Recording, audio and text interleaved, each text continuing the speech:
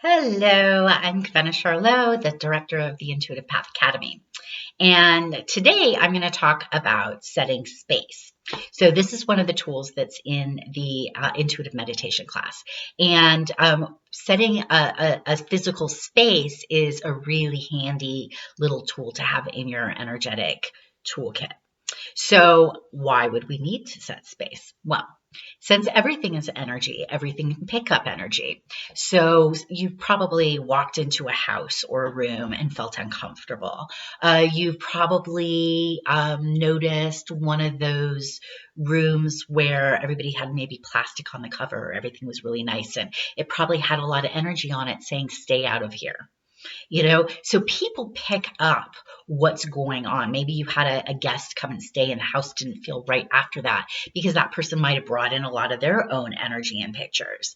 So a place like the walls of a house or an apartment or a business, those walls, those physical things can also pick up pictures. They can pick up the thoughts, the feelings of a person. Now, they're not processing them because they don't have a soul, they don't have a chakra system, they're not alive in that sense, but it's still an energy. Like, for example, if I can raise my vibration, I can choose to look around and just see energy. So it looks like some sort of thing out of the Matrix where everything is like shimmering, like all of the walls and everything, you see it in an outline and it's all you just see the energetics of something.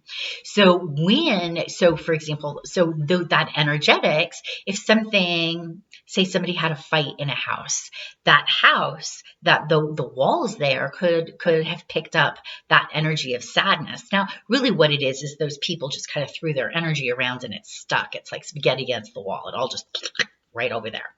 And so people pick that up, you pick that up. And sometimes maybe you're moving into a place, you're going to have a party, you want to feel better. It's really nice to learn how to set your space.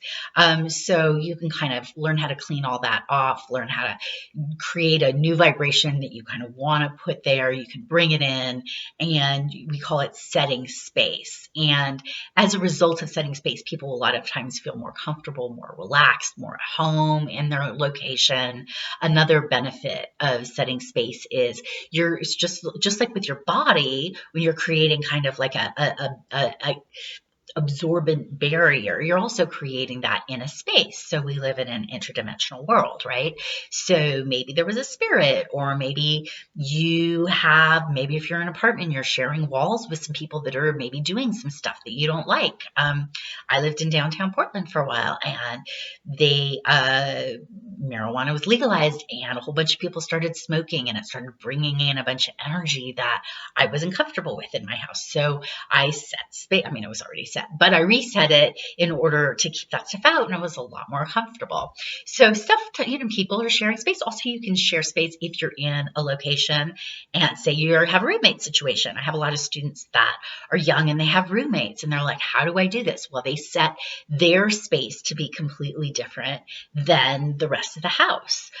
You can set space within a space. So say you're working from home. A lot of people are working from home right now. Well, that can be chaotic, right? The space was set for home and you need to do work, and that's a different kind of energy. Well, you can set that space so that it's a work environment in the space that you're working, and yet when you leave that work environment, you're in the vibration of home. So there's ways you can utilize setting space so that it's really beneficial for you and how you're living and how you kind of want to be in your life, and it'll allow you from to go from one state to another state pretty quick. People are really sensitive. They really, really are. And they will know when you'll feel the shift in yourself. People are feeling this unconsciously all the time. It's funny, the last house clearing, because I do house clearing, the last house clearing I did, I guess the second to last house clearing, but whatever. Who's counting? But anyway, so one of the last house clearings I did, the woman had some sort of a very formal dining room, and she had a number of teenagers, and there was even, very nice chairs. And she's like, I want it to be festive. And I was like, I can set it for that vibration, but if I do, people are going to want to sit in there. And she's like, that's okay. I'm like, you're okay with, you've got teenagers. You're really okay with the teenagers being in there. And she's like, yep, I'm okay with it. And so her teenagers came home after I was done. I was still there.